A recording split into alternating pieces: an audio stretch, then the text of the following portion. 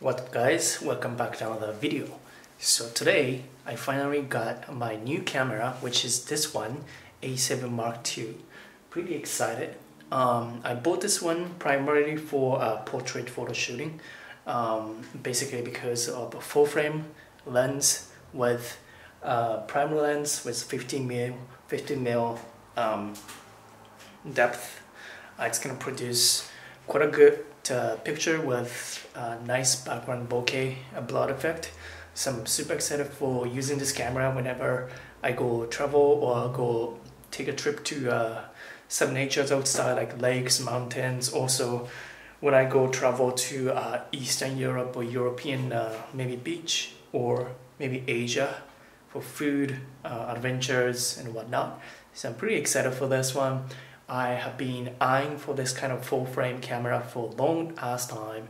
I've been using like compact or mirrorless camera before, but none of them had a full frame sensor side, so it had produced pretty good bokeh effect if I'm shooting nearby. But if I'm shooting for portrait like a little far away, then I didn't get enough, a blurred background effect like in the depths of the field kind of thing, because they're pretty good for close by and nearby objects, but not for like maybe 1-2 meters away. So that's that, and this is my first time taking video with this SONY A7. I'm using this kit lens, which is a 3.5 to 5.6 aperture and 28mm to 70mm. So it's pretty versatile kit lens, but with this kit lens on top of a full frame lens, even if this lens doesn't have a lower aperture value, it will still produce quite a bit of a blurred background effect because of full frame sensor size. So even with this kit lens, if I put this lens on, let's say ASP sensor size like alpha 6500 or 6300, then it's not gonna have as much of like depth, shallow depths of field like this. So I'm pretty excited about this. This is gonna make my kind of adventures more exciting because I have extra reason to get out of my house and explore cities, natures, mountains, and go travel. So yeah, this is also good for a low light condition because with full frame it can receive more lights because it has more more surface field in a full frame sensor. So that's about that. I was thinking actually about buying a A7M3, but it will cost me $1,000 more, and I figured I just upgraded my smartphone, my new phone, from OnePlus 3 to OnePlus 6, which has 4K 60 frames per second and also Full HD 120 or 240 frames per second super slow. So ideally I wanted to be able to take 4K 60 frames per second and also Full HD slow-mo, like super slow-mo, like at least 120 frames per second in this A7.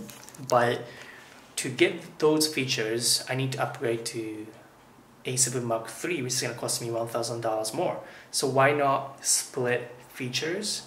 So by that I can use smartphone for 4K 60 frames per second and also super slow-mo.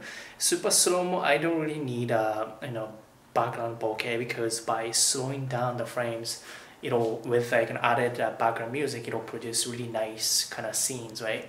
Whereas like portrait, I really need a background bokeh. In a 4K 60 frames per second, it'll be good for slow-mo as well as sharpness. But in terms of sharpness, I don't quite need a 4K 30 frames per second for this camera, because this is gonna still produce pretty sharp video when I get an image. So I guess plus 4K videos are pretty heavy and huge, so it's pretty hard to maintain. My hard disk gets pretty full super fast. I've filmed all the Japan travel videos in 4K using a G85 before, but I use a 2 terabyte for that 3-week trip. It's so fast. So, and also processing is going to take so much time if you don't have a latest MacBook Pro in a Final Cut Pro to color coding, color grading and stuff, and also outputting takes so much time with 4K, and I don't have MacBook Pro right now, my personal computer, which is Windows.